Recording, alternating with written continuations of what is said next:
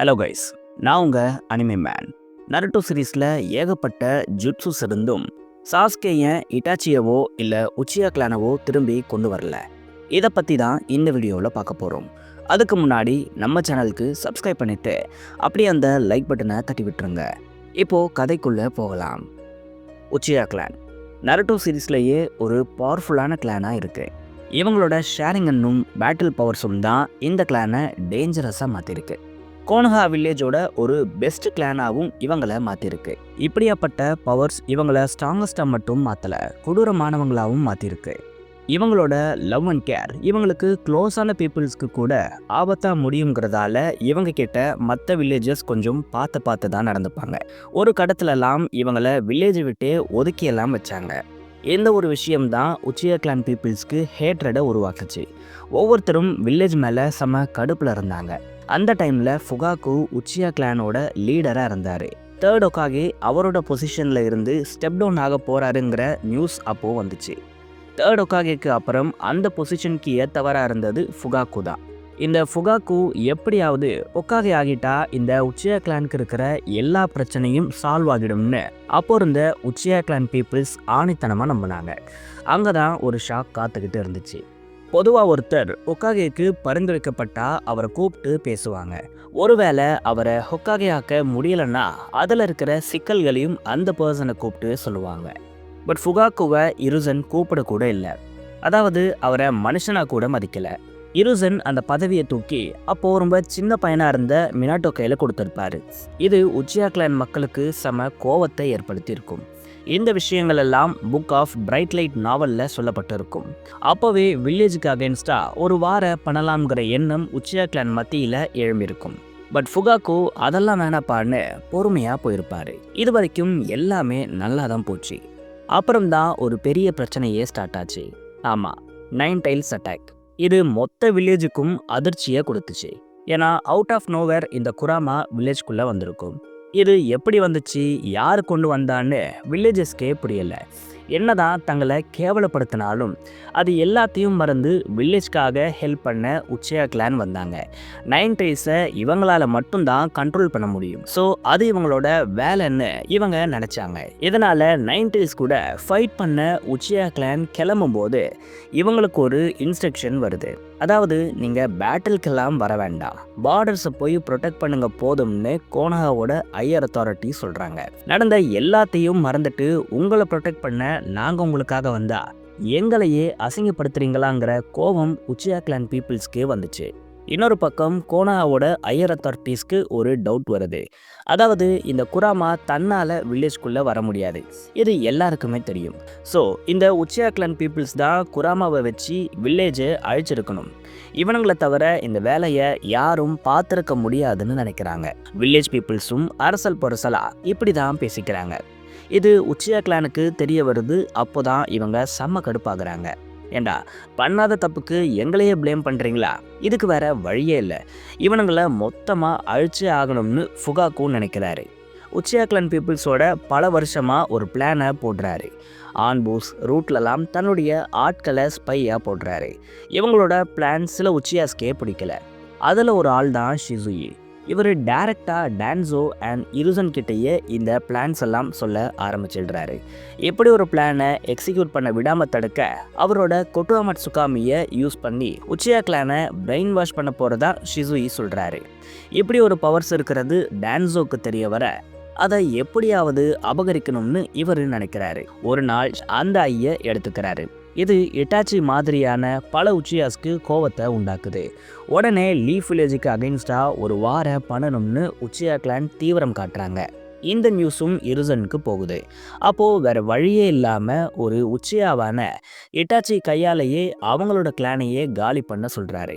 Itachi ஆர்டர்ஸை மீறாமல் ரொம்ப சோகத்தோட தன்னோட சொந்த கிளான் பீப்புள்ஸையே வைப் அவுட் பண்ணுறாரு. எல்லாரையும் கொன்னாலும் இவரால் சாஸ்கேவை மட்டும் கொல்ல முடியலை. அதனால் இவர் சாஸ்கேவை மட்டும் உயிரோடு விடுறாரு. அவர் இட்டாச்சியை கொன்னே ஆகணும்னு பவர்ஃபுல்லாக மாறிக்கிட்டே இருப்பார். ஒரு கட்டத்தில் அதை முடிச்சும் காட்டுவார். இப்படி தான் உச்சியா கிளான் அழிஞ்சிருக்கும். இந்த கிளானை ரிவைவ் பண்ணணுங்கிறது சாஸ்கேவோட பெரிய ஆசையாக இருக்குது. அதுவும் ஹேட்ரட் இல்லாத ஒரு உச்சியா கிளானை உருவாக்கணும்னு சாஸ்கே எப்போவுமே நினச்சிக்கிட்டு இருக்காரு. இதை பண்ணுறதுக்கு ஏகப்பட்ட ஜுட்ஸுஸும் இருக்குது. அதெல்லாம் என்னென்னு முதல்ல பார்த்துருவோம். Rene Rebirth jutsu. இந்த ஜுட்ஸு ஒரு பயங்கர பவர்ஃபுல்லான ஜுட்ஸுவாக இருக்குது. இந்த டெக்னிக்கை ஆக்டிவேட் பண்ணிட்டா போதும், கிங் ஆஃப் ஹெல் வெளியே வந்து டிசீஸ்டான சோலெல்லாம் ரிலீஸ் பண்ணி விடுங்கிற மாதிரி நம்ம பெயின் ஆர்க்கில் பார்த்துருப்போம். இந்த ஜுட்ஸு உச்சியா கிளானை ரிவைவ் பண்ணும்னு சொல்கிறதுக்கு ஒரு காரணமும் இருக்குது. இந்த ஜுட்ஸு மட்டும்தான் லாங் ரேஞ்சில், அதாவது அந்த மொத்த பிளேஸில் இருக்கிற டெட் பீப்புள்ஸையும் ரெசரெக்ட் பண்ண வைக்கும். இதுக்கு லிமிட்டும் இருக்கிற மாதிரி சீரீஸில் சொல்லப்படலை. அதனால் உச்சியா கிளானை ரிவைவ் பண்ண இது ஒரு பர்ஃபெக்ட் டெக்னிக்காக இருக்கும்னு சொல்லப்பட்டாலும் இதில் ஏகப்பட்ட சிக்கல்களும் இருக்குது. ஒன்று, யூசர் இதை யூஸ் பண்ணும்பொழுது செத்து போயிடுவாங்க. ஆமாம், இதோட பவர்ஸ் ரொம்ப அதிகங்கிறதால இது யூசரோட லைஃப்பை உறிஞ்சி எடுத்துரும். இது என்னதான் மாஸ் ரெசரக்ஷன் டெக்னிக்காக இருந்தாலும் இதை ஒன் டைம் தான் யூஸ் பண்ண முடியும். அதுக்கப்புறம் யூசர் செத்து போயிடுவார். ரெண்டாவது, இந்த டெக்னிக் ரீசண்டாக இறந்து போனவங்க மேலே தான் ஒர்க் ஆகும். ஏன்னா டெட் பீப்புள்ஸோட சோல் ரிட்டர்ன் ஆகும்பொழுது அவங்களோட உடம்பு நல்ல கண்டிஷனில் இருக்கணும். டீகம்போஸ்ட் சிச்சுவேஷனில் இருந்தால் அவங்க மறுபடியும் செத்து போயிடுவாங்க. உச்சியா கிளான் அழிஞ்சு பல வருஷம் ஆகிடுச்சு. அப்படி பார்த்தா வெறும் எலும்பு கூடுகளை தான் இவங்க ரிவைவ் பண்ண முடியும். எலும்பு கூடு இட்டாச்சியை தான் நம்மளால் பார்க்க முடியும். அடுத்து, ஒரு உச்சியாவுக்கு உயிர் கொடுக்கணும்னா அவங்களோட சோல் பியூர் வேர்ல்டுக்குள்ளே இருக்கணும். அப்படி இருக்கிற உச்சியாசால மட்டும்தான் ரீபர்த் ஆக முடியும். இந்த பியூர் வேர்ல்டுக்கு போகணும்னா அவங்களோட மனசில் எந்த ரெக்ரெட்ஸும் இல்லாமல் இருக்கணும். கிட்டத்தட்ட ஒபிட்டோ மாதிரி. இப்படி ரெக்ரெட்ஸ் இருந்தால் அவங்களால பியூர் வேர்ல்டுக்கு போக முடியாது. உச்சியா கிளான் சாகிற வரைக்கும் லீஃப் வில்லேஜ் மேலே ஹேட்ரடாக தான் இருந்தாங்க. இதனால் இவங்க பியூர் வேர்ல்டுக்கு போயிருக்கிறதுக்கு வாய்ப்பு ரொம்ப கம்மி. இது எல்லாத்தையும் தாண்டி மாஸ் ரெசரக்ஷன் அவ்வளோ ஈஸியாக பண்ணக்கூடிய விஷயம் இல்லை. நாகட்டோ ஒரு வில்லேஜையே ரெசரெக்ட் பண்ண முக்கியமான ரீசன் அவரோட சாக்ரா ரிசர்வ்ஸ் தான். ஒரு உசுமாக்கியால் இவ்வளோ பெரிய விஷயத்த பண்ண முடியும். பட் சாஸ்கேவால் இதை கண்டிப்பாக பண்ண முடியாது. காரணம், இவரோட சாக்ரா ரிசர்வ் ரொம்ப கம்மி தான். அப்படியே பண்ணாலும் அந்த ப்ராசஸில் சாஸ்கே செத்துருப்பாருங்கிறது தான் உண்மை. அடுத்து எல்லாரும் சொல்லக்கூடிய ஜுட்ஸுனா அது இசனாகி தான். இதனால் லிட்ரலாகவே ரியாலிட்டியை ரீரைட் பண்ண முடியும். அப்போது உச்சியா கிளானை கொண்டு வர முடியாதான்னு கேட்பீங்க. கண்டிப்பாக முடியாது. ஏன்னா இசனாகிங்கிற ஜுட்ஸு ரியாலிட்டியை ரீரைட் பண்ணும் தான். பட் அது வெறும் சில நிமிஷத்துக்கு மட்டும்தான் ஒர்க் ஆகும். அது மட்டும் இல்லாமல் இதனால் தன்னை தாண்டி மற்றவங்களை ரிவைவ் பண்ண முடியாது. அப்புறம் இறந்து பல வருஷங்களான பீப்புள்ஸை ரெசரெக்ட் பண்ண முடியாது. சில மினிட்ஸை மட்டும்தான் மாற்ற முடியும். பட் அது உங்களை சார்ந்த ரியாலிட்டியாக இருக்கணும். வேர்ல்டு ரியாலிட்டியை இது மாற்றாது. இப்படி இதை ஏடாகுடமாக யூஸ் பண்ணி ஃபெயிலாக போனால் கூட யூசரோட கண்ணு போயிடும். இப்படி ஏகப்பட்ட பிரச்சனைகள் இதில் இருக்கிறதுனால தான் யாருமே இதை யூஸ் பண்ணலை. இதை பர்ஃபெக்டாக எப்போ யூஸ் பண்ணலாம்னா, எப்போ தான் யூசர் டெட் ஆனார் ஆர் டெட்டாக போகிறாருன்னும் போது இதை யூஸ் பண்ணி அந்த ரியாலிட்டியை மாற்றிக்கலாம். இப்படி பர்ஃபெக்டாக பண்ணது ஒபிட்டோ, டான்சோ மாதிரியான சில கேரக்டர்ஸ் தான். பட் நருட்டோ யூஸ் பண்ணிக்கிட்டு இருந்த ஆகுரோமோ பவர்ஸால் டெட் சோல்ஸை ஹீல் பண்ணவோ ரிவைவ் பண்ணவோ முடியும்னு போட்டிருக்கு. இப்படி இருக்கும்பொழுது இந்த மாதிரியான ஜுட்ஸுஸ் டெட் பீப்புள்ஸை லைஃப்க்கு கொண்டு வரும். பட் நார்மல் பீப்புள்ஸ்க்கு இதுக்கான ஆக்சஸ் கிடையாது. சரி, இவ்வளோ நேரம் ஒர்க் ஆகாத ஜுட்ஸுஸ் பற்றி பார்த்தோம். இப்போது உச்சியா கிளானையே அசால்ட்டாக ரிவைவ் பண்ணக்கூடிய அந்த ஒரு ஜுட்ஸு பற்றி பார்ப்போம். ஆம்னிபொட்டன்ஸ். இதிலேயே 2 வகை இருக்குது. ஒன்று ஐடாவோட ஆம்னிபொட்டன்ஸ், இன்னொன்று ஷீபாயோட ஆம்னிபொட்டன்ஸ். இதில் ஐடாவோட ஆம்னிபொட்டன்ஸ் சுத்த வேஸ்ட்டு. இதை வச்சு எல்லாம் உச்சியா கிளானை ரிவைவ் பண்ண முடியாது. பட் ஷீபாயோட ஆம்னிபொட்டன்ஸ் சூப்பர் ஓவர் பவர்டாக இருக்கும். இவர் இதை வச்சு தான் லிட்ரலாக வேர்ல்டையே கிரியேட் பண்ணியிருப்பார். சிம்பிளாக இதை ஒரு ப்ரோக்ராமிங் லாங்குவேஜ்னு சொல்லியிருப்பாங்க. அந்த அளவுக்கு இதால் நினச்ச எல்லா விஷயத்தையும் பண்ண முடியும். சிம்பிளாக டைமை ஸ்டாப் பண்ணி அதை ரீவைண்ட் பண்ணி உச்சியா கிளானில் இருக்கிற காலகட்டத்துக்கு போய் அவங்கள சாக விடாமல் தடுத்தாலே போதும், வேலை முடிஞ்சுது. அப்படி இல்லைன்னா ஒரு புது ரியாலிட்டியவே உருவாக்கி அந்த உச்சியா கிளானை மறுபடியும் கொண்டு வரவும் இந்த ஆம்னிபொட்டன்ஸால் முடியும். பட் நான் முன்னாடியே சொன்ன மாதிரி இது ஷீபாயால் மட்டும்தான் பொசஸ் பண்ண முடியும். அவரால் மட்டும்தான் இதை பர்ஃபெக்டாக யூஸ் பண்ண முடியுங்கிறதால இந்த ஜுட்ஸு சாஸ்கேக்கு கிடைக்காது. கடைசியாக எடோ டென்சே ஜுட்ஸு. இதை வச்சு மொத்த உச்சியா கிளானையும் ரிவைவ் பண்ண முடியாதனாலும் இட்டாச்சியை மட்டும் கண்டிப்பாக சாஸ்கேவால் ரிவைவ் பண்ண முடியும். அப்படி இருந்தும் சாஸ்கே ஏன் இதை பண்ணலைன்னு பார்ப்போம். முதல் விஷயம், இட்டாச்சிக்கு இதில் சுத்தமாக விருப்பம் இல்லை. அவர் இதை டிஸ்ஆனரபிள் ரீஅனிமேஷனை தான் சொல்லுவார். அப்படி ஒரு டிஸ்ரெஸ்பெக்டை இது ரிவைவ் ஆகிறவங்களுக்கு கொடுக்கும்னு இட்டாச்சி சொல்கிறாரு. இது இல்லாமல் இட்டாச்சிக்கு தன்னை யாரும் கண்ட்ரோல் பண்ணுறதும் பிடிக்காது.